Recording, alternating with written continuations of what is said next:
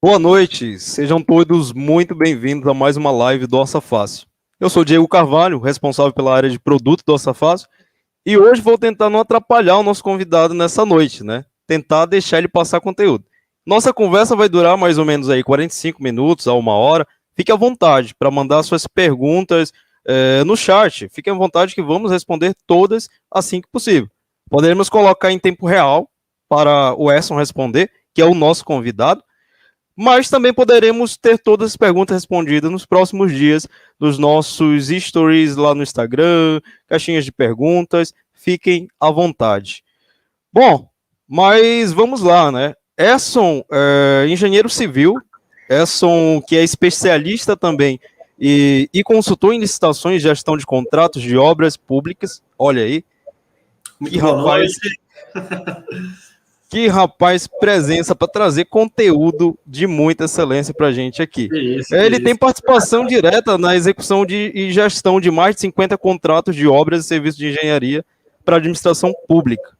Vejam só, realiza ainda serviço de captação de oportunidades, representação em licitações, propostas técnicas em processos licitatórios em seus canais, gestão de contratos e outras exigências necessárias na esfera pública.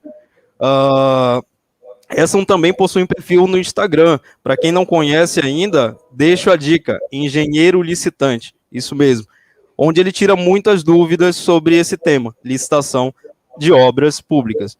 E hoje ele vai trazer um panorama geral da nova lei de licitações. Bom, pessoal, e como se preparar para esse novo cenário, né? Que é o que muitos estão realmente se perguntando. O que mudou, o que não mudou, o que vem de novidade, o que eu tenho que correr para estar pronto. Edson Souza, do Engenheiro Licitante, a palavra está com você, meu amigo. Seja muito bem-vindo. Valeu, Diego, valeu. Olá, muito boa noite a todos. Beleza? Meu nome é Erson, como o Diego falou. Tá? Vou apresentar para vocês aqui um pouquinho aí das mudanças para obras e serviços e um panorama geral da lei.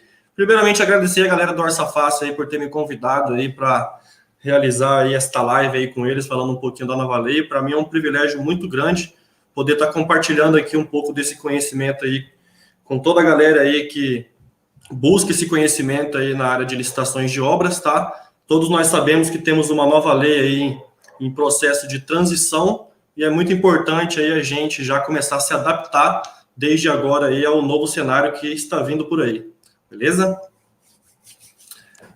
Então, galera, é isso aí. Eu preparei um materialzinho aqui de apoio para apresentar para vocês um pouquinho aí das mudanças, tá? A gente vai falar aqui primeiramente sobre o panorama geral. A gente tem aqui o tema inicial da nossa live, temos ali também o nosso perfil do Instagram para você aí que gostaria de seguir a gente e tá compartilhando com a gente ali momentos de conteúdo ali que a gente publica no dia a dia relacionado a obras públicas, tá? Diariamente a gente fala muito sobre esse tema aí, dicas de conteúdo, participação na licitação, execução de obras públicas, gestão de contratos administrativos. Então, ali, todos os dias a gente está online no Instagram, compartilhando um pouco de conhecimento aí, tá? Porque eu acho que a gente deve compartilhar o que a gente sabe para poder mudar um pouco aí o mundo e a realidade dos cenários que a gente vive atualmente aí de obras no Brasil, beleza? Então, tá aqui o tema hoje aí da nossa live, né? A nova lei de licitações e as mudanças para obras e serviços de engenharia, né? A nova lei de licitações aí que veio aí como 14.133, de 1º de abril de 2021, beleza? Eu vou passando aqui os slides para a gente ir falando aí um pouquinho sobre essa nova legislação, tá? Primeiramente, a gente vai falar sobre o panorama geral da Lei 14.133 de 2021, tá? E todos vocês aí podem ficar à vontade aí para fazer perguntas no chat, que a gente vai respondendo aqui conforme o transcurso da live, e da forma que ficar melhor aqui, a gente tenta responder todas as perguntas, e se não tiver como responder todas aqui, né, como o Edson já falou aí anteriormente, a gente vai responder lá no perfil do Orça Fácil no decorrer dos dias, tá? Então, seguinte, gente, panorama geral da nova lei de licitações, tá? O que eu preciso trazer para vocês, primeiramente, aqui, em se tratando dessa nova lei, tá? A abrangência dela, tá? O artigo 1º da lei de licitações, ele já diz claro aqui a quem aplica-se e a quem não se aplica essa nova legislação, tá? Então, de antemão, eu já digo para vocês aqui claramente que ela aplica-se aí à administração direta, autárquica e fundacional, tá?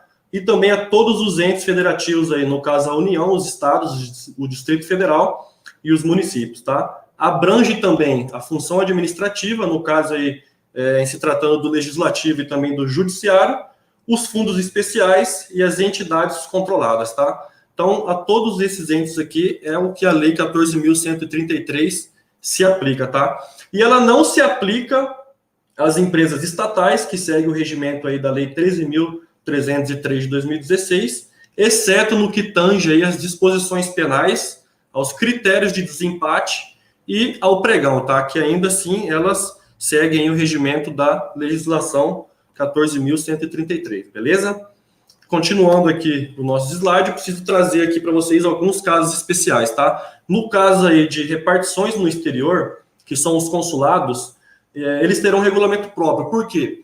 Vamos supor que um consulado lá na China, entendeu? Por exemplo, não faz sentido algum ele seguir uma legislação de compras no Brasil, sendo que ele está lá naquela região do mundo, entendeu? Então, eles podem seguir um regulamento próprio aí em caso de compras e serviços, tá? Os recursos com agências e as organizações internacionais, no caso aí, recursos internacionais, por exemplo, como a gente pode citar aí do BID, né, podem ter regras próprias, tá? Porque essas agências internacionais, eles vão disponibilizar um recurso para determinadas obras, porém, com condições de que haja alguns regulamentos, algumas regras que eles podem impor nessa questão aí para poder liberar esse recurso, beleza? E as reservas internacionais, né, no caso aí em que a administração precisa fazer compra e venda de dólar, né, processos cambiais, seguirão aí atos normativos do Banco Central, tá? Do Bacen, beleza? Alguns casos especiais da lei, tá?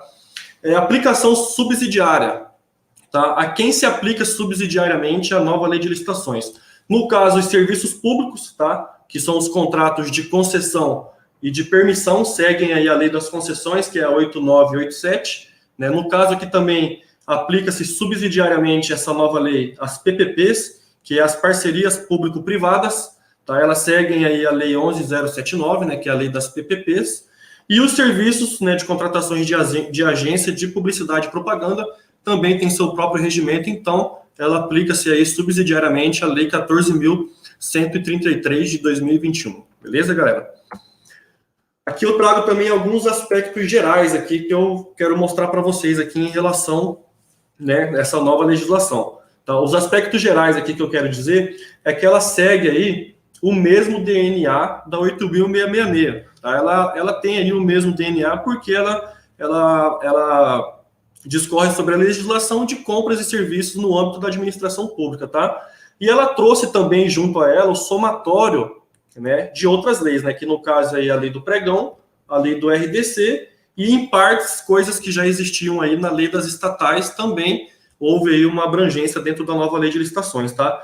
Teve bastante influência também da jurisprudência do Tribunal de Contas da União, tá? Muitos entendimentos aí que foram sendo observados ao longo da vigência da 8.666, tá? Foi influenciado aí nessa nova legislação, tá? A doutrina também, né? Muitos conhecimentos aí de estudantes de direito, né? Do direito administrativo também, né? Foi centralizado aí nessa nova lei e, claro, especialmente, né? Ela apresenta aí importantes inovações aí no âmbito, né, de contratações públicas, né, gente? É uma lei que, na minha visão, aí vai trazer bastante benefício aí para a sociedade, tá? Não só para a sociedade, como também para a administração pública. Beleza? Continuando aqui, preciso falar também sobre 3 eixos fundamentais aqui, que na minha visão aqui é primordial a gente comentar aqui também, tá? Ela é uma centralização, né? Ela trouxe uma centralização de toda a legislação aí relacionada a licitações, tá? Então, assim, é uma lei centralizada, né, que tem bastante padronização e também tem a criação aí do governo digital, tá? Que é a própria criação aí do Portal Nacional de Compras Públicas, tá, gente? Esse portal aqui vai ser um portal aí onde todos os atos aí da administração pública em relação a obras e serviços deverão ser publicados aí no Portal Nacional de Compras Públicas, tá? E o que o governo quer com esse portal? Na minha visão, ele quer criar uma espécie aí de marketplace das compras públicas, tá? Tipo uma Amazon, assim, entre aspas. Por exemplo, no caso em que a administração queira comprar uma caneta ou algum outro material de consumo, calculadora, tá? Ele rapidamente consegue acessar o Portal Nacional de Compras Públicas, né? E aí conseguir ter uma cotação rápida aí de determinado bem ou serviço que já foi executado, beleza? Ô Edson, cara, essa aqui eu tenho que te perguntar. Nossa, é incrível que o governo está pleiteando esse grau de inovação, não só para obras públicas, mas para todo o suprimento que precisar ser comprado pela administração pública. Realmente, é isso mesmo, marketplace digital? é uma espécie, na minha visão, né, na minha concepção aqui, é uma espécie de marketplace, né? Nesse portal vai ter muitas cotações, muitas coisas em que a administração rapidamente aí vai conseguir, né, ver preço sem precisar. Hoje, para fazer uma dispensa de licitação ou uma compra direta, né, que a gente fala, né, que são as dispensas eletrônicas, o governo tem que lançar lá de forma em que os licitantes se interessem em ofertar determinado bem ou serviço, tá? Ou mandar de forma digital ainda por e-mail uma cotação, e aqui ele vai ter todas essas cotações aí praticamente na palma da mão dele aí de rápido acesso, né? Uma coisa bastante inovadora aí, a gente está na era digital e o governo aí lançando uma nova lei de licitações não poderia também ficar de fora dessa, né? Ele tem que ser digital, assim como tudo hoje em dia está aí de forma digital. Realmente muito bacana. Isso é maravilhoso. Então a gente pode dizer que a gente está saindo de informações descentralizadas nesse processo licitatório para ir para centralização de informações em um local de fácil acesso. Exatamente. Exatamente isso aí, Diego. Maravilha. Show. Continuando aqui o nosso slide, né? A gente tem que falar um pouquinho dos princípios, né? Não consigo falar detalhadamente sobre cada princípio que foi implantado aqui na nova lei, mas ao todo, o artigo 5º aí, né, determinou para esta lei 22 princípios ao qual tem que ser observado aí para melhor aplicação dos recursos públicos, está sempre visando aí economia e celeridade nos processos, né? Segurança e entre outras coisas. Mas o artigo 5º eu sugiro que de forma isolada vocês leiam a lei. Eu tenho certeza que a partir de hoje aí vocês vão se interessar em entrar de cabeça aí na nova legislação e dar uma ênfase em relação aos princípios, porque é muito importante a gente observar cada princípio aí que rege o processo licitatório para a boa aplicação aí dos recursos públicos, beleza?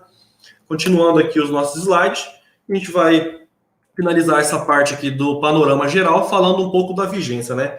Essa lei de licitações 14.133 aí, que foi recentemente publicada, ela já entrou em vigência imediatamente após a publicação, tá? No caso aí, ela foi publicada no dia 1º de abril de 2021. Eu já vi muita gente ali no chat ali brincando ali, pô, sacanagem, né? No dia 1º de abril, né? Mas foi dia 1º de abril a publicação dela, e a vigência dela foi imediatamente aí na data da sua publicação.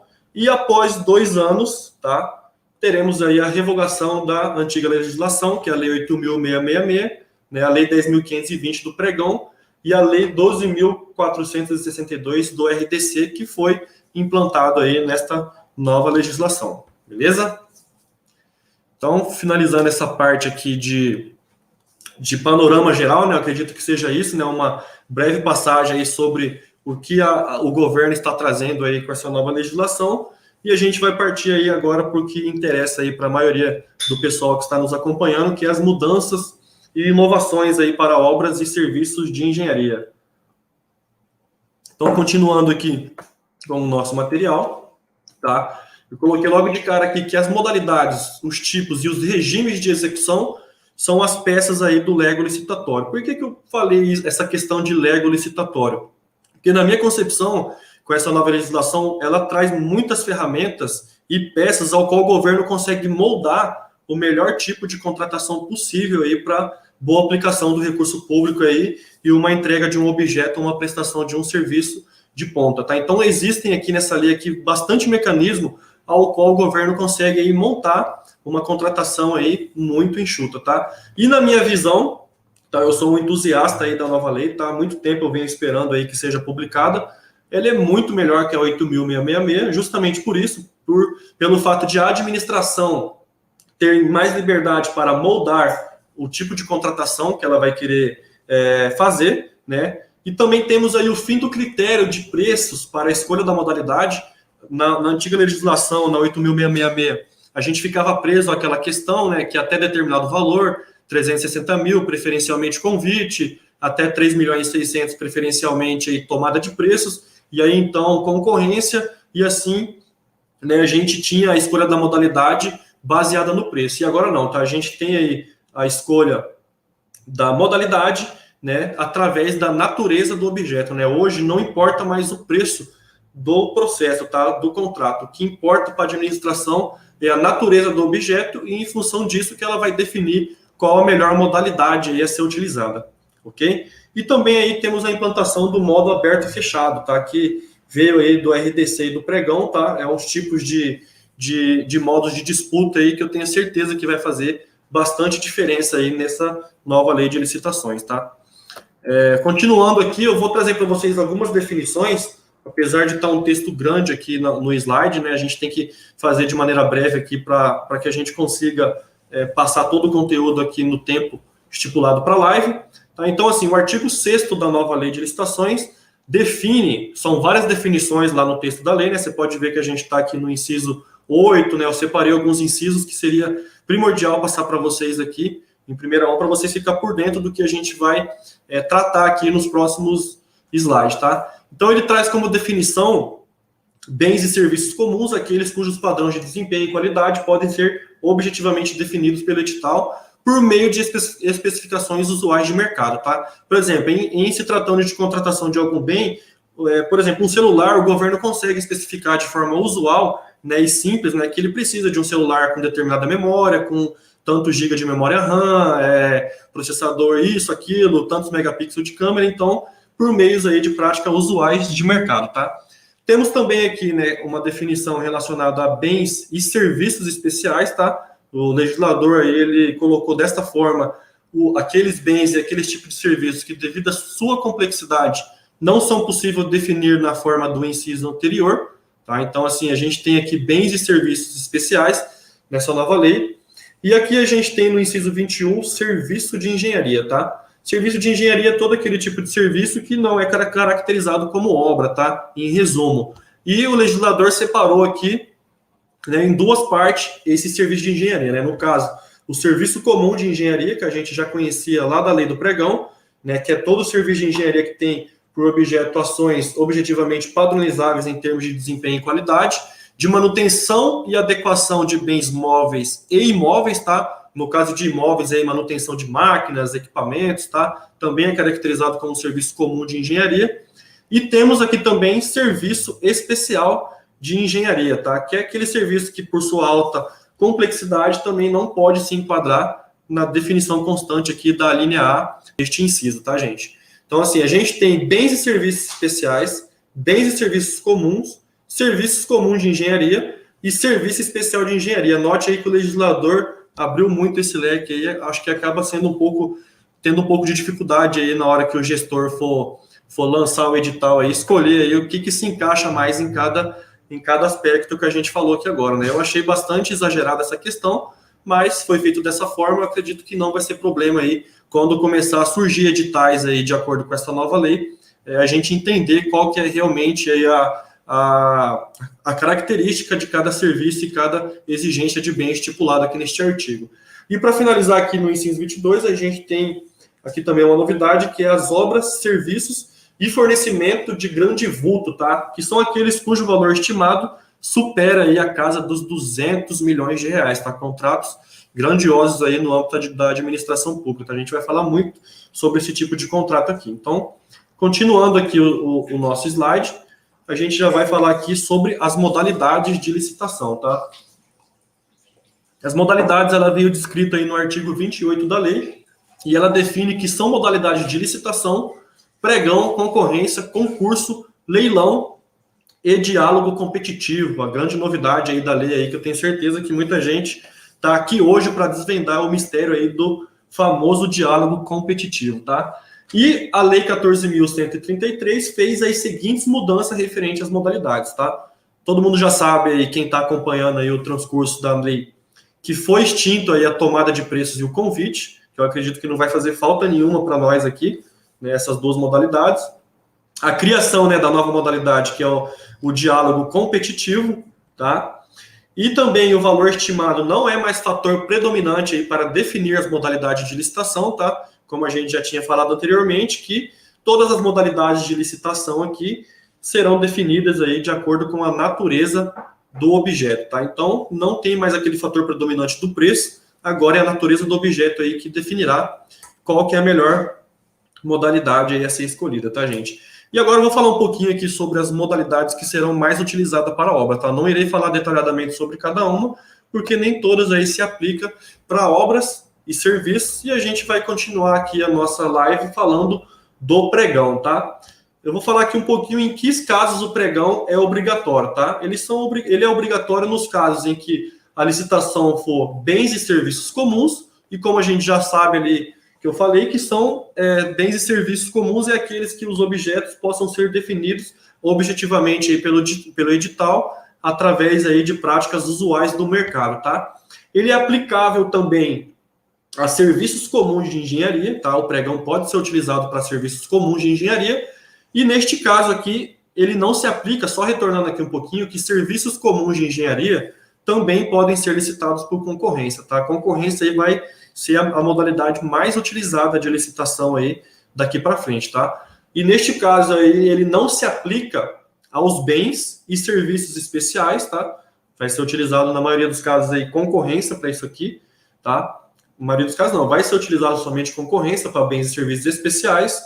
Obras, né, no caso, obras também não pode ser licitado por pregão, né? Desde a época da Lei 10.520, já não podia usar obras para pregão, embora muita gente aí licita por pregão algumas reformas, né, que são caracterizadas como obras, uma coisa que eu não concordo.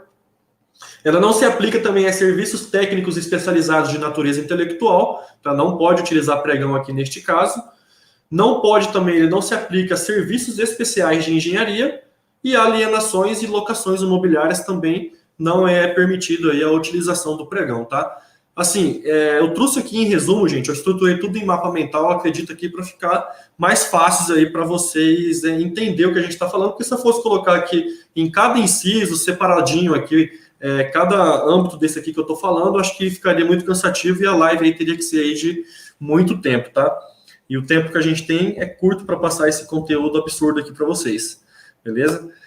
A próxima modalidade que vai ser muito utilizada vai ser a concorrência, tá? Eu acredito que na maioria dos casos vai ser concorrência, e ela vai se aplicar aí no caso de obras, tá? Obra é toda aquela questão aí que inova o espaço físico da natureza ou acarreta a alteração do imóvel, tá? No caso aí, construções do zero, reformas, entre outros aspectos aí são caracterizados como obras, tá? Vai ser utilizado também para bens e serviços especiais, tá? Que são aqueles que não tem como defini-los objetivamente, tá? Devido a essa alta complexidade, e para aqueles serviços que não são comuns também serão utilizados aí concorrência, e também para serviços de engenharia especiais e comum, tá? Lembra que o comum, no slide anterior, eu falei que poderia utilizar o pregão, mas também ele aqui se aplicava à modalidade concorrência, beleza? Ô Edson, dentro desse panorama da concorrência ganhando um pouco mais de espaço aí, principalmente no âmbito de obras, e com todo esse teu conhecimento de licitação, tanto das modalidades anteriores que saíram, das modalidades que ficam e mudam um pouquinho o ajuste, qual é o teu olhar referente a essa concorrência ganhando mais espaço dentro de licitações de obras? Melhora, piora, inova? Com certeza melhora e inova na maioria dos casos, né? Que a concorrência ela já era bastante utilizada em obras, apesar do fator predominante anteriormente ser o preço, né? Por exemplo, aqui a prefeitura aqui da minha cidade, Campo Grande MS, independente do preço da licitação, né? Se é 40, 50, 70 ou 1 milhão, 2 milhões, eles utilizavam concorrência já. E eu acredito que esse âmbito da nova lei, ela abrange aí praticamente todo o cenário de obras e serviços, tá? Em alguns casos que a gente vai ver daqui para frente, que vai ser utilizado aí o diálogo competitivo, ao qual eu vou citar alguns exemplos aqui no momento de falar do diálogo competitivo. Então, sim, a concorrência, com certeza, vai ser bastante utilizada e praticamente utilizada em quase todas as licitações que a gente vai ver daqui para frente, e vai melhorar muito esse cenário aí de obras no país, tá? Com as inovações que foram trazidas aqui na nova lei de licitações. Maravilha, uma notícia muito boa. Isso aí. Vamos continuar aqui, então, a próxima modalidade aí, o tão falado diálogo competitivo, né? Uma inovação muito grande aí, esse modelo de contratação, né? Essa modalidade, ela foi trazida aí dos modelos de licitações aí da Europa, entendeu? De países desenvolvidos, né? É uma modalidade que vai trazer bastante inovação, como vocês vão ver aqui daqui para frente, tá? O diálogo competitivo, ele foi falado aqui no artigo 32, tá? Que a modalidade de diálogo competitivo é restrita à contratação em que a administração vise contratar objeto que envolva as seguintes condições, tá? Inovação tecnológica ou técnica, impossibilidade de um órgão ou entidade ter sua necessidade satisfeita sem a adaptação de soluções disponíveis no mercado e com a impossibilidade aí das especificações técnicas serem definidas com precisão suficiente pela administração, tá? Verifica a necessidade também de definir e identificar os meios e as alternativas que possam satisfazer suas necessidades, com destaques para os seguintes aspectos, tá? A solução técnica mais adequada, os requisitos técnicos aptos a concretizar a solução já definida e a estrutura jurídica ou financeira do contrato, tá? O que seria essa questão aqui de inovação técnica ou tecnológica e por que do diálogo competitivo, tá? Como a gente falou, é uma modalidade que vai ser utilizada quando houver inovação tecnológica ou técnica e onde a administração, basicamente, em resumo, aí, ela sabe o problema que ela tem, porém ela não sabe qual a solução mais cabível a utilizar, entendeu? Então, aí, neste caso, ela vai realizar diálogos com as empresas aptas a solucionar esse problema, a fim aí de solucionar aí de maneira mais célere e apta, né, qual é a solução mais cabível. Por exemplo, vamos supor que determinado órgão aí de infraestrutura, né, no caso uma autarquia aí que cuida da infraestrutura do nosso país, precise fazer aqui uma ligação entre um ponto assim que seja uma ilha ou uma região que tem uma travessia de um lago ou uma rocha, por exemplo, ou uma montanha ali na onde eles querem construir alguma coisa para poder ligar esses dois pontos, tá? A administração ela tem um problema, ela precisa construir alguma coisa ali para ligar esses dois pontos, porém ela não tem a solução. Que solução seria mais cabível? Construção de um viaduto, uma ponte ou um túnel, por exemplo. Então, assim, vai realizar diálogos com as empresas, entendeu? Aptas e com condições tecnológicas de desenvolver essa solução, a fim de buscar a solução mais cabível aí para contratação aí e realizar aí a licitação na fase competitiva, tá? Então, basicamente é isso. É quando a administração tem um problema, mas não tem uma solução. Vai inovar muito essa questão aí em relação a obras. Por exemplo, existem licitações aí que a administração pública faz, ao qual eles não teriam aí a certa expertise, né, para elaborar o projeto executivo e o projeto básico, e acaba fazendo uma coisa que não seria cabível nessa questão, e aí então a gente, que é pagador de imposto, aí acaba tendo problemas no futuro aí, porque não era bem aquilo que ela precisava, e a gente acaba começando uma obra aí que não vai ter fundamento algum, entendeu? Então, o diálogo competitivo vai ser muito importante aí neste aspecto, né? Eu iria abrir justamente essa pergunta, o Maestro já acabou respondendo. Se isso se aplicaria também à fase projetual da obra. Mas se aplica, né? Então, com certeza, com certeza. É um ganho, porque a gente para analisar que às vezes o problema está lá no início, né? Desenvolver com boa técnica em uma situação problemática, como tu colocou, a melhor solução. Então, diálogo competitivo. Se a gente tivesse que colocar em um seleto grupo de 5 melhores inovações que a nova lei trouxe, diálogo competitivo entra nesse grupo? Com certeza, com certeza. Ele é bem, eu acho que para mim é um dos pontos mais importantes aí da nova lei, não só como diálogo competitivo, como também aí as cláusulas que prevê o aspecto de governança nas contratações, né? A lei de licitações nova também trouxe essa questão aí, mas o diálogo competitivo com certeza entraria aí facilmente, aí, se não for o primeiro ou o segundo ali nessa inovação da nova lei, né?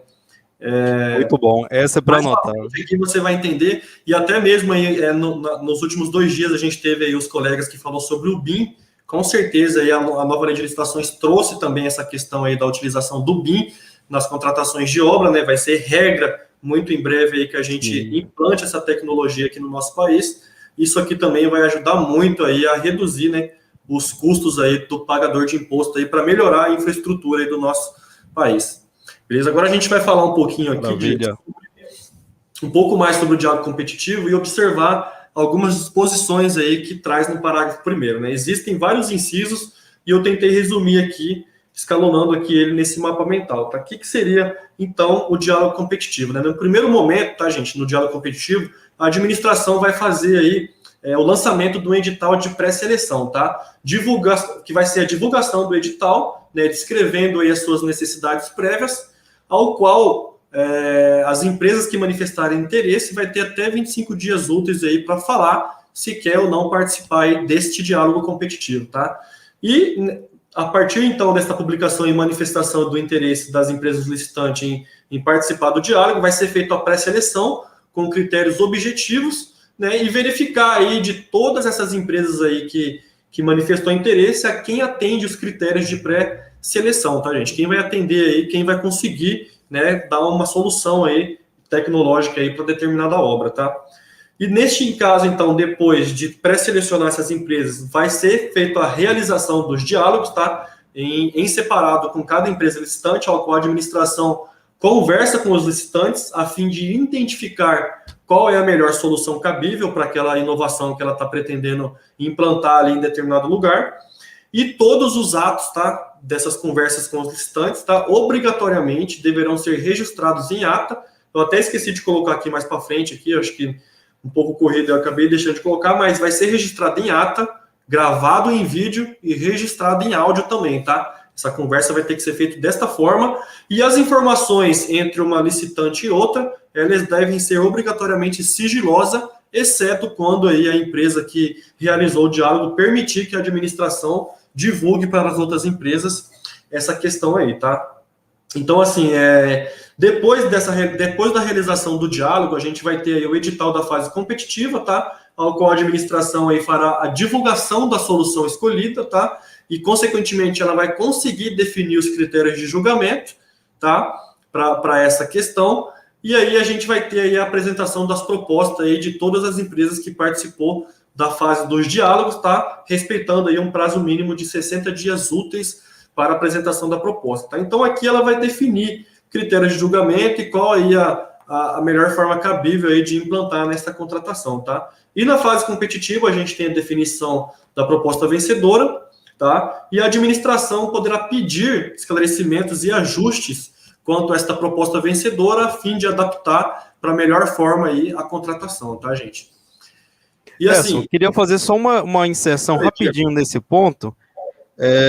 Teve uma pergunta muito interessante aqui que acabou de chegar. Eu achei ela bem relevante para a gente pontuar, já aproveitando um próximo tópico que vem lá pela frente, né? Como tu já deu um spoilerzinho para a gente falando sobre o BIM, que é uma das coisas também de inovação. Então, a pergunta que veio para a gente aqui, vou até projetar ela aqui para a gente, tá? A exigência da tecnologia BIM pode ser considerada, então, uma inovação tecnológica ou técnica que torna o diálogo competitivo a modalidade de licitação mais adequada para obras projetadas em BIM? Olha, eu acredito que sim, tá? Vai ser, sim, uma modalidade de licitação mais adequada aí para a implantação de projetos em BIM, mas não só o diálogo competitivo, porque mais à frente a gente vai falar também um pouquinho sobre os tipos de contratação, e a gente tem os tipos de contratação que veio lá do RDC, que é a contratação integrada e a contratação semi-integrada, ao qual a empresa licitante também fica responsável pela elaboração do projeto executivo, tá, dessas obras. Então, e aí se aplica esse caso de projetos em BIM também, com né? certeza, vai se aplicar o BIM também, essas questões. A ideia daqui para frente, tudo é implantar o BIM em todas as contratações. E deve, com certeza deve, porque a gente sabe que a não utilização do BIM aí para contratações públicas acarreta aí em sérios prejuízos aí para a administração e, consequentemente, para nós aí, que é o famoso pagador de imposto, né? A gente que paga a conta depois aí desses problemas que a gente acarreta em não ter essa tecnologia aí implantada nas contratações públicas, né? É muito Maravilha, respondido. E assim, finalizando aqui a parte do diálogo competitivo, ele é obrigatório conter uma comissão, tá, gente? Lá nas definições da lei, quando vocês forem estudar a lei de forma isolada, é importante que vocês vejam tudo que a lei define dentro dela. E eles dizem lá, né, a gente tem agora aí os agentes de contratação, né, que não se fala mais aí presidente ou uma pessoa qualquer, né, tem os agentes de contratação, que foi estipulado aí na nova lei.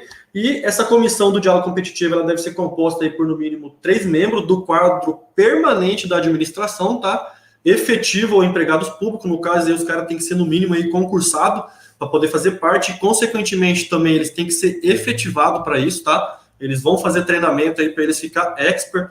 A gente não vai ver aqui daqui para frente agora aquelas bancas de licitação, quando a gente vai participar de alguma licitação, o pessoal ali, os licitantes, montando em cima ali do presidente da comissão por não saber ali conduzir o processo da forma mais adequada. Então, os caras vão ser treinados para isso, tá?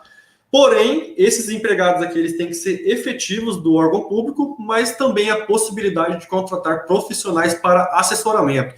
Por exemplo, o governo precisa construir aqui uma barragem, uma coisa muito grande aqui de uma usina hidrelétrica, tá, que envolva aí o diálogo competitivo, uma inovação tecnológica, mas, porventura, o cara lá que é efetivo do órgão pode não ter o conhecimento adequado, né, no caso ali o técnico, né, da administração, em conduzir esse diálogo, em selecionar a melhor solução cabível, e neste caso poderá ser contratado aí profissionais para fazer o assessoramento, tá, gente? Então, é basicamente isso aqui, o famoso aí diálogo competitivo, tá? Então, vamos dar seguimento aqui no nosso slide, tá? A gente vai fazer uma breve passagem agora em algumas questões, sem muitas delongas, tá? Eu vou falar um pouquinho sobre os critérios de julgamento, tá? Que teve também algumas inovações, que está aí no artigo 33 e define os seguintes critérios de julgamento aí para as contratações, tá, gente? No caso aí foi implantado o menor preço, o maior desconto, melhor técnica ou conteúdo artístico aí no caso de concurso, tá? A gente não vai falar sobre o concurso aqui, né, que é a modalidade de licitação. Técnica e preço, maior lance no caso do leilão, tá? Esse critério de julgamento aplica-se somente ao leilão, e o maior retorno econômico, tá? E os critérios novos em relação à Lei 8.666, eu separei aqui, é o maior desconto, tá? A gente não tinha na Lei 8.666 o maior desconto, nem a melhor técnica ou conteúdo artístico, e nem o maior retorno econômico. Esse maior retorno econômico aqui, ele é bem interessante, ao qual a administração ele vai julgar as propostas de acordo com o maior retorno econômico que ela vai ter na contratação. Por exemplo, a contratação, determinado órgão quer fazer a contratação ali para reduzir, né, as despesas de energia elétrica aí das dispensas do órgão, né? Eu acredito que esse maior retorno econômico aqui vai ser bastante implantado aí a galera das energias renováveis em contratos que envolvam tecnologia aí de energia renovável. A administração, acredito que vai implantar esse critério aqui para definir qual que é o maior retorno econômico em se tratando de economia para ela, beleza? Então é um critério de julgamento novo aqui também, tá? Adiante aqui a gente vai falar também sobre a implantação aí de exigências de programa de integridade, tá? Principalmente aí para obras de grande vulto, que são aquelas que são acima de 200 milhões, tá? E as empresas terão aí até 6 meses para implantar esse programa de integridade, tá? Que é um programa aí que assegura, né, ambas as partes na contratação, tá? Tanto a empresa licitante quanto a administração pública, beleza? Programa de integridade, em resumo, importante para obras de grande vulto, que no caso são aquelas acima de 200 milhões, e as empresas terão aí até 6 meses para poder criar esse programa aí de integridade, tá?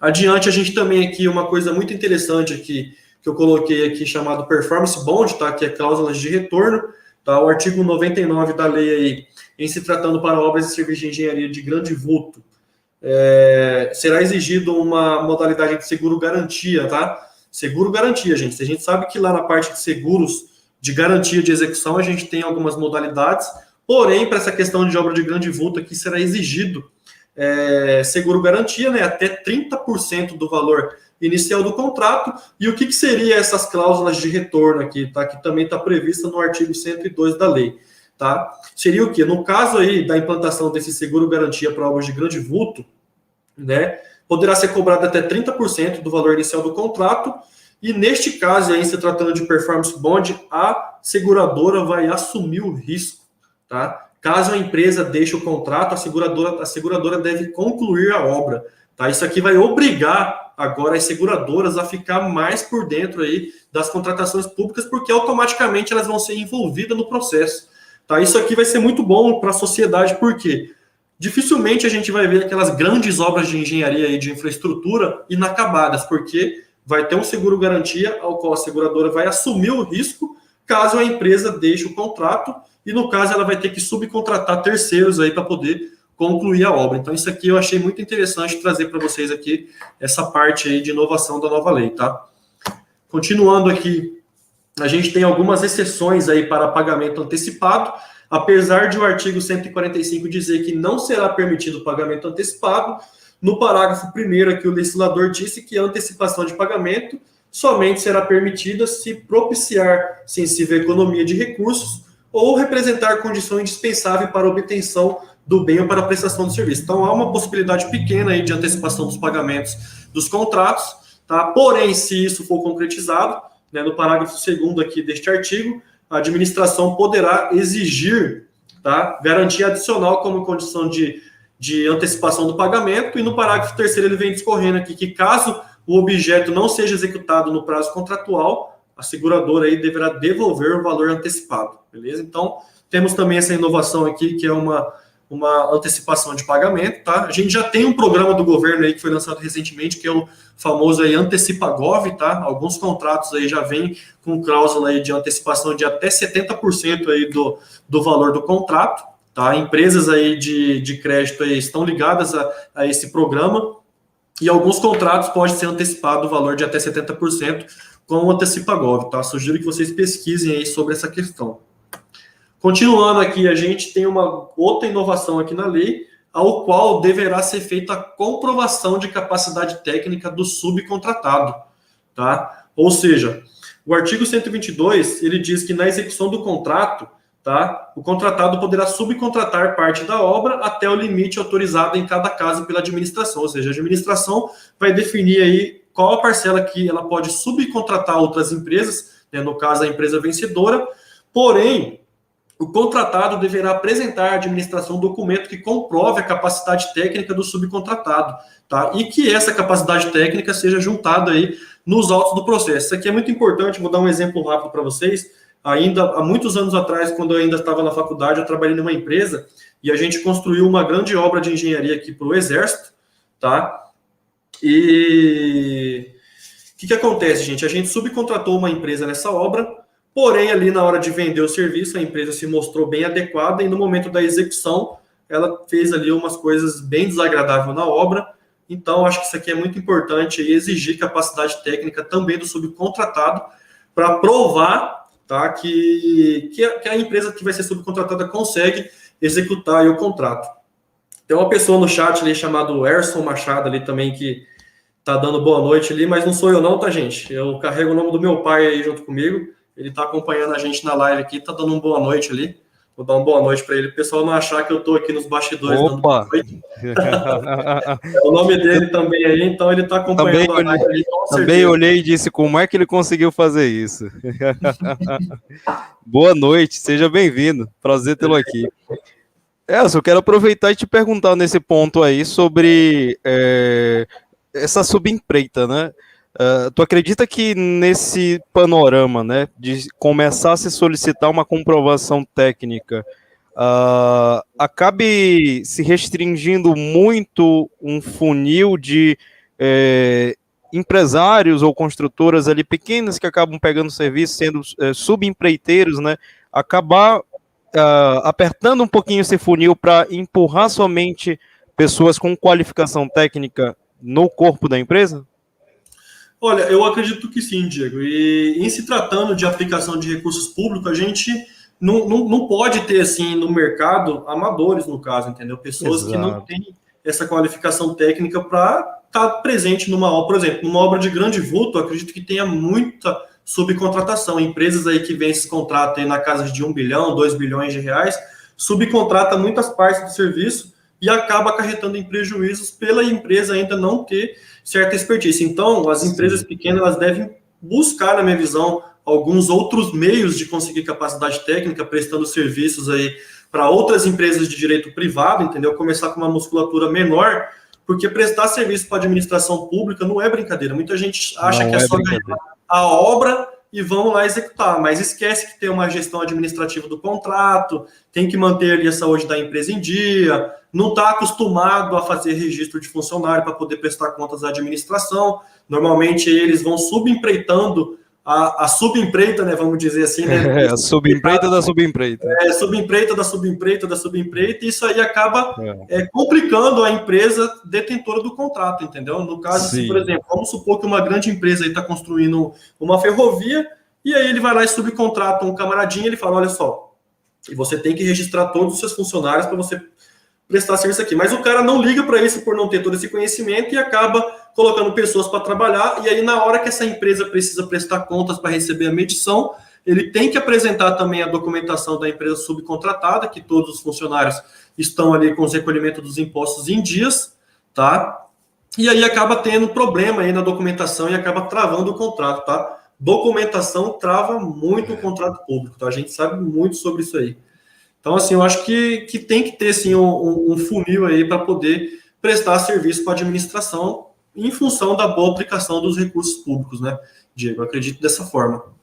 Então, o conselho máximo que fica para quem está nos acompanhando hoje e vai ver posteriormente essa live, se você é uma pequena empresa, está começando ali, se estruturando, ou já tem estrada e precisa continuar nesse mercado de obras públicas, nesse novo panorama, corra atrás de capacitação técnica.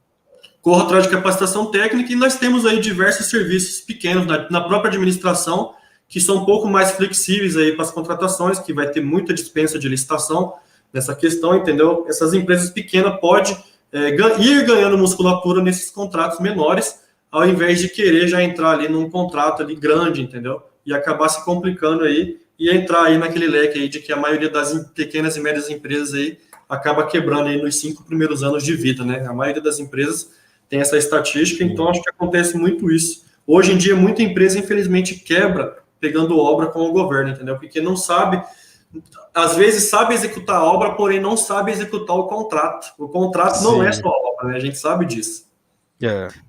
Certo? Live boa, live com conselhos. Segue aí contigo, Erson. Exatamente. Tamo junto, Diego.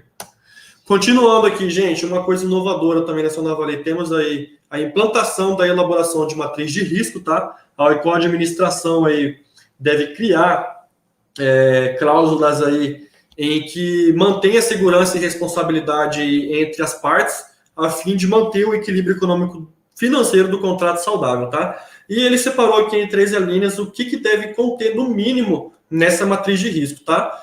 Listagem de possíveis eventos supervenientes, né? Impactos aí, no caso, por exemplo, que a gente está vivendo em uma pandemia viral aí que abale o equilíbrio econômico-financeiro do contrato, tá? Deve ter uma matriz de risco preservando essa questão. Temos aqui obrigações de resultado, tá? Ao qual a empresa, né, poderá inovar em tecnologia e metodologia de construção, pouco importando o meio que ela vai fazer para a administração, mas que a administração se obrigue a se importar com o resultado. E aqui temos justamente essa obrigação do meio, tá? Ao qual realmente as empresas aí podem, né, inovar em questões tecnológicas e metodológicas para a entrega do objeto aí, em se tratando de execução de obras e serviços de engenharia. Então, assim, essa matriz de risco aí, ela vai ser muito importante para obras de grande vulto, contratação integrada e contratação semi-integrada. Beleza? Continuando aqui, a gente tem aí regimes de execução, né? Que ele veio explícito no artigo 46 dessa nova lei, ao qual aí a gente tem como regime de execução a empreitada por preço unitário, empreitada por preço global, empreitada integral, contratação por tarefa, e as novidades aqui que veio do RTC, né? Contratação integrada, contratação semi-integrada e fornecimento e prestação de serviço associado, tá? Então, essa aqui é basicamente aí os regimes de execução que a gente tem na nova lei, e a gente, aproveitando esse gancho aí, vamos falar um pouquinho aí sobre contratação integrada e semi-integrada, que é uma grande novidade aí também, tá? Eu trouxe aqui do inciso, até esqueci de colocar, mas é do artigo inicial lá da lei, né, que já estamos aqui no inciso das definições, no inciso 32, tá, que ele fala aí da contratação integrada, que é o regime de contratação de obras e serviços de engenharia, em que o contratado é responsável aí por elaborar e desenvolver o projeto básico e executivo, né? Abrindo aquela lacuna lá para o BIM, é muito importante aí que as empresas, tá, que as empresas implantem aí o BIM na elaboração desse projeto executivo que vai ficar a cargo dela, tanto para a segurança aí financeira da administração pública e financeira do seu contrato, que todo mundo sabe que a implantação do BIM aí é uma tecnologia aí muito boa aí de desenvolvimento de projeto, para otimizar os processos construtivos, né? A gente tem tudo aí parametrizado ali na palma da nossa mão, tá? Então, a contratação integrada é a empresa que elabora o projeto básico e a gente traz esse regime de contratação aí lá do RTC, tá? E temos também a contratação semi-integrada, que a diferença da contratação integrada é que a administração ainda elabora o projeto básico, porém o projeto executivo aí fica a cargo da empresa e durante a execução do contrato, tá, pode fazer algumas alterações no projeto básico para melhor adequação aí do objeto licitado, beleza? Indo mais adiante aqui, a gente tem uma coisa muito boa aqui na minha visão, aqui, cara, acabou a canseira aí nos procedimentos licitatórios, tá?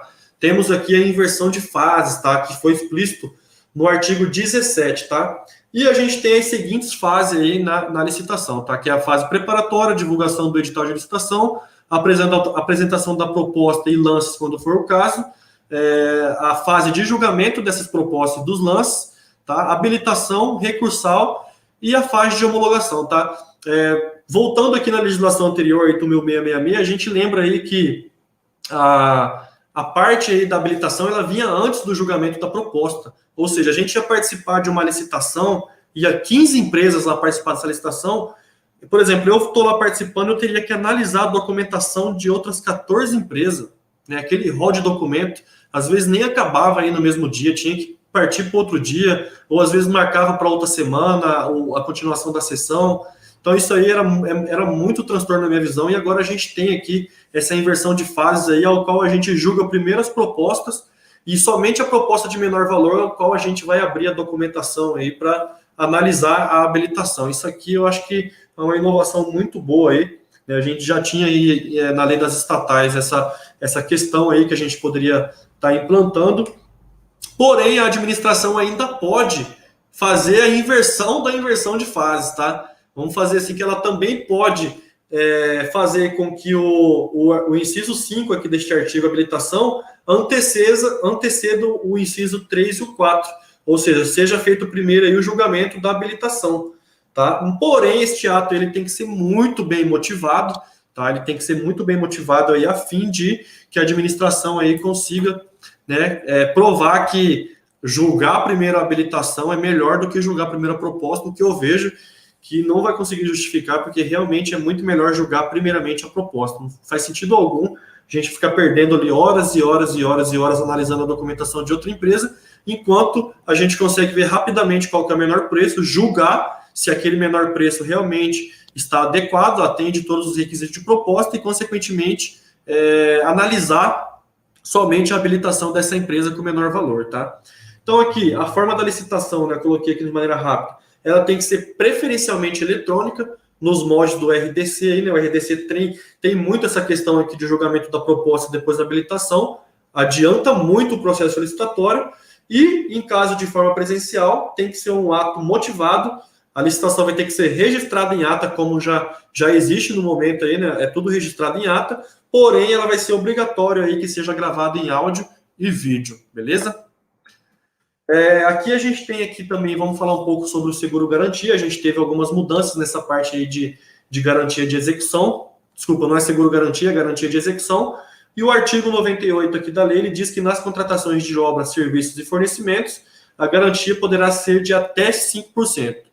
Não é só 5%, é até 5%. Tá? Pode ser 1, 2, 3, 4, até 5% do valor inicial do contrato, e este valor pode ser autorizado a majoração dele para até 10%, tá? Desde que justificada mediante a análise da complexidade técnica e dos riscos envolvidos. Tá? E aqui no artigo 99 ele fala aqui sobre as obras de engenharia de grande vulto, que a gente já falou anteriormente, que vai ser exigido aí a modalidade seguro-garantia, tá? Somente se aplica ao seguro-garantia, que é aquela questão que envolve a seguradora, e com cláusulas de retomada, está prevista no artigo 102 da lei. Tá? O percentual pode variar aí até 30%. Então, em resuminho aqui, a gente tem que a garantia de execução, ela carrega os percentuais para obras e serviços de grande vulto, o seguro garantia até 30%, obras e serviços de fornecimento até 5%, e dependendo da complexidade técnica aí, e riscos, até 10%, tá? Pode ser estipulado aí de garantia em cima do valor inicial do contrato. E as modalidades que a gente tem de garantia não mudou ali em função da nova lei de licitações, tá? Pode ser ofertado aí tanto em calção em dinheiro ou títulos da dívida pública, tá? O próprio seguro garantia, que a gente já falou bastante, ou fiança bancária, beleza? Continuando aqui, a gente tem uma coisa aqui bem interessante, tá? Que é a extinção do contrato por parte do contratado, tá? A gente que é empresa licitante não necessariamente vai ficar amarrado aí à administração pública, tá? Ou seja, aqui o artigo 37 da lei, ele diz, tá, que constituirão motivos para a extinção do contrato, ao qual deverá ser motivada nos autos do processo, assegurados o contraditório e a ampla defesa, as seguintes condições. No parágrafo primeiro, ele diz os casos em que a administração pode fazer a extinção do contrato, e aqui o que importa mais para a gente é, em se tratando de empresa licitante, o parágrafo segundo, ele fala justamente em que casos o contratado terá direito à extinção do contrato, tá? E ele fala que vai ser na seguinte hipótese, tá? Vai ser extinto o contrato, poderá ser extinto o contrato por parte do contratado em casos em que a administração fazer supressão além do limite permitido, tá? Que a gente já sabe que é 25% para obras e 50% para reformas. Suspensão de execução do contrato por prazo superior a 3 meses, ou seja, a administração suspendeu o contrato e passou mais de 3 meses, aí a gente tem direito também de fazer extinção desse contrato. Repetidas suspensões que totalizam 90 dias úteis também é motivo para que a contratada faça a extinção do contrato. Isso aqui eu acho que é uma coisa muito importante, tá? O inciso 4 aqui do parágrafo 2º do artigo 137, ele diz aí que o atraso superior a 2 meses dos pagamentos ou de parcelas de pagamento devido pela administração, a partir da data de apresentação aí da nota fiscal, tá? Poderá também ser extinto o contrato por parte do contratado. Antes a gente protocolava uma medição, aí o órgão não tinha recurso, a gente tinha que ficar à mercê dele ali até 3 meses executando a obra, tá? Que não era motivo para a extinção do contrato nessa questão, e agora se houver um atraso superior a 2 meses aí, a gente tem direito aí de fazer a extinção do contrato, tá? Então, assim, a gente não está mais à mercê da administração neste caso, ou seja, você que é de órgão público aí, só licite obra caso você realmente tenha o recurso para pagar, porque se atrasar por mais de 2 meses o pagamento aí, a empresa vai poder abandonar o seu contrato, tá? E aqui a gente temos por último aqui que na liberação pela administração nos prazos contratuais da área ou local do objeto. Por exemplo, você assinou o contrato ali para determinada obra ou reforma, tá? E aí, neste caso, a administração falou, olha só, você não pode executar essa obra no momento, porém está no contrato aqui que até 30 dias úteis as dispensas ali estarão 100% desocupadas para que você faça a sua reforma. Então, caso não haja essa liberação aí, o contratado também pode fazer a extinção do contrato, beleza? Então, gente, é basicamente isso aqui, tá? A parte de inovações para obras. Cada um desses pontos que eu coloquei aqui abre lacunas para falar muito mais coisas sobre inovações em obras e serviços.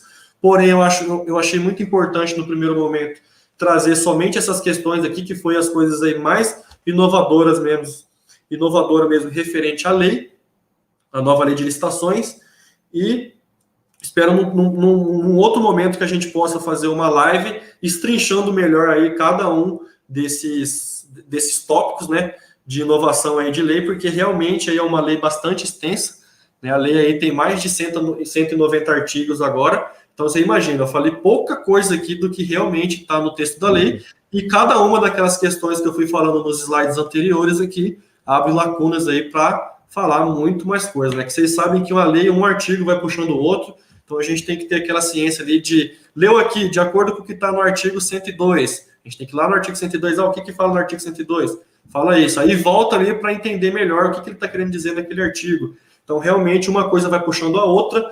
Então, assim, eu acredito que isso aqui é o que mais tem de importante aí em questão de inovação para obras e serviços de engenharia. Diego? Abrem vários portais, né? Cada lacunazinha dessa é um portal enorme, né? Mas conteúdo de qualidade, conteúdo rico, conteúdo que leve justamente a fugir de alguns contratempos em meio a essa correria que, como tu bem colocou, gerenciar um contrato, né? É muito diferente de gerenciar uma obra. Executar o contrato é muito diferente de executar uma obra. Então, isso é o que a gente está tentando trazer aqui. Edson colocou muito conteúdo de qualidade hoje para a gente. Várias perguntas chegaram aqui para a gente, não vai dar para responder todas, pessoal, pelo avançado tempo. A gente realmente quer que fique algo otimizado para que seja satisfatório, algo bem dentro realmente do time aqui, que fica confortável para todos, mas não fiquem se sentindo desassistidos, tá? Edson já está convocado para, ao longo dessa semana que vem com a gente, trazer algumas pautas dessa para o nosso Instagram, tá? E a gente vai responder algumas dessas perguntas que ficaram pendentes aí ao longo dessa semana, tá? Teve pergunta ali falando sobre 75% e 25% do inexequível, pergunta sobre como fica o reajuste nessa época econômica. Vamos trazer todas essas perguntas à pauta para serem respondidas e alguns outros conteúdos, pessoal. Bom, para finalizar, eu queria muito só lembrar vocês, tá, que essa e outras lives, todas estarão disponíveis no nosso canal aqui no YouTube, tá? Então, voltem para assistir do dia anterior, deem uma olhada, peguem os pontos mais importantes ali, mandem perguntas, dúvidas para a gente, pro Edson, lá na página dele, Engenheiro Licitante, tá? Mandem nossa fácil, vai ser um prazer atendê-los e sanar dúvidas e pontos que estejam aí travando o entendimento. Então, encaminhem também essas lives, né, para alguém que vocês acham que pode gostar, que tem fit com esse conteúdo sobre BIM, sobre orçamentação em 5D, sobre nova lei de licitações e muito mais. E muito obrigado mesmo a todos que assistiram esses 3 dias de live. E que pretendemos ainda replicar, né? No futuro traremos muitos outros conteúdos e no futuro breve. Nos acompanhem Engenheiro Licitante. Abraço para todos vocês. Muito obrigado, Edson. Até a próxima. E, Diego, a gente consegue abrir mais um espacinho para falar sobre o período de transição? Um pouquinho mais do tempo. Claro, com certeza. A gente ficou de falar um pouquinho também sobre o período de transição da lei. Se puder abrir novamente os slides. E lembrar a todos vocês também que eu vou disponibilizar lá na minha página Engenheiro Licitante, tá? Vocês podem estar seguindo no Instagram. Maravilha. Eu vou disponibilizar esse material aqui para todos que quiserem baixar ali e ter esse material em primeira mão aí, que eu acredito que ficou bacana. Eu fiz aqui de maneira bem rápida para apresentar na live aí de última hora, mas acho que ficou bem explicadinho para o pessoal entender melhor. E quando eles for assistir novamente aí, que vai ficar gravado aí a live aqui no YouTube, eles poderem acompanhar junto com o material aí e compartilhar também. Vai assistir com ele do lado. Ou com certeza, imprimir, guardar, encadernar, vai ficar disponível lá no link da bio do perfil Engenheiro Licitante, tá? Então, uma breve passagem aqui sobre o período de transição, tá? A maioria dos contratos ainda estão sendo licitados pela antiga legislação. Eu, particularmente, ainda não peguei nenhum edital de obra aí com a atual legislação aí que está em vigor nova, né, que é a Lei 14.133. Então, não se assustem, tá, gente? Ainda tem um período de transição aí para vocês se adaptarem. Neste momento, 2 leis estão em vigor simultaneamente, que é a 14.133 e a 8.666. Né? E assim pode-se considerar um período de transição de 2 anos a contar do 1º de abril de 2021, tá? Ou seja, nós estamos em julho agora, vocês têm aí, digamos aí que 18, 19 meses aí para poder se capacitar e ficar aí, entrar de cabeça mesmo nessa nova legislação e fazer a diferença no mercado de obras públicas aí, que é o que a gente precisa para o nosso país. A gente tem que pensar que não é só lucrar, é trazer também benefício para a sociedade, porque não tem nada mais gratificante aqui, a gente que executa várias obras, né, passar em determinado lugar e verificar que você que reformou aquele hospital, ou você que construiu aquela escola, realmente é bastante orgulho aí para nós profissional, tá? E neste caso, gente, as regras antigas e novas vão conviver simultaneamente. A administração, neste momento, poderá optar por qual legislação aí utilizar. Ela pode optar por usar tanto a antiga legislação quanto a nova. O que ela não pode é mesclar essas duas. E esse período de transição aí também vale para o RDC e para o pregão. A partir do dia 1º de abril de 2023, serão 100% revogados. E é importante, gente, ter conhecimento técnico sobre a legislação que regula os instrumentos relativos à licitação de obras no país, tá? A gente falou sobre aquela questão das empresas pequenas ser excluída, mas eu acredito que não. A gente tem aí os tópicos de dispensa de licitação que abre possibilidade dessas empresas começarem com contratos menores para não se complicar, né? Se você não tem expertise ou conhecimento técnico para executar uma obra de engenharia para administração pública, lembrando que aquilo que a gente falou bem aqui, Diego, obra e gestão de obra é diferente de gestão do contrato, sim, aprenda um pouquinho sobre fazer a gestão administrativa de um contrato, não só público como privado também. Quando você for prestar serviço para uma pessoa jurídica de direito privado, é quase certeza que ela vai exigir de você praticamente toda a documentação que um órgão público exige, e até porque ela tem que prestar aí para os acionistas dela contas, né, desse balanço anual, aonde que foi gasto aí os recursos dela, tá? E as empresas e órgãos públicos, consequente, podem se adaptar com mais facilidade até que a legislação antiga e as demais sejam aí 100% revogada. E para finalizar aqui, gente, eu trouxe uma mensagem aqui de um grande empresário aí que eu sou muito fã, que me inspira muito aqui nos negócios. Ele diz que se falta de tempo realmente fosse uma justificativa para não realizar seus projetos, somente os desocupados teriam sucesso, né? Uma mensagem aí do Flávio Augusto, um grande empresário aí que eu admiro muito e me inspira aqui nos meus negócios, né? A sempre buscar aí o melhor possível aí de benefício para o nosso país, beleza? Maravilha. Fechou muito bem com essa frase, Edson. Essa é para passar o restinho da noite refletindo nela, acordar amanhã dizendo eu não sou sem tempo. Vocês têm 18 meses, aí, 19 meses para ficar expert no negócio. Se você chegar lá, sim, quando for 100% revogada as leis e falar que não teve tempo de estudar a nova lei, lembre dessa frase aqui, gente. Falta de tempo não é justificativa para realizar. Tempo a gente arruma. A gente que empreende, a gente sabe disso. A gente não tem tempo a gente arruma de alguma forma. Beleza? Então, isso aí. Queria agradecer a todos que ficaram aqui até o final. Para você que ficou até o final, você já sabe que você pode baixar esse material aqui lá no link da bio do Engenheiro Listante, tá? Vai estar disponível para vocês lá fazer o download. E agradecer aí todo o time do Orça Fácil, o Diego, o Edson, tá? Que disponibilizou aí essa data aí para a gente poder transmitir um pouco desse conteúdo aqui. Como você diz, é um conteúdo rico, né, Diego? Conteúdo então, riquíssimo. Agradeço muito, tá? Espero aí que eu tenha conseguido passar aí um pouco aí, e para a galera aí do Engenheiro Listante aí, dar uma acenada também no chat aí para a gente ver quem está presente aí, e muito hashtag bem. Hashtag Engenheiro Listante. É isso aí. Agradeço Sobe muito a hashtag. Sobe. Agradeço muito a oportunidade aí de estar transmitindo esse conteúdo aqui para o máximo possível de pessoa aí, beleza? Prazer foi nosso, Edson. Será um prazer também vê-lo em breve em outras lives nossas. Com certeza. Para todo mundo que ficou, como o Edson disse, muito obrigado. E não esqueçam, voltem para ver as lives do dia anterior.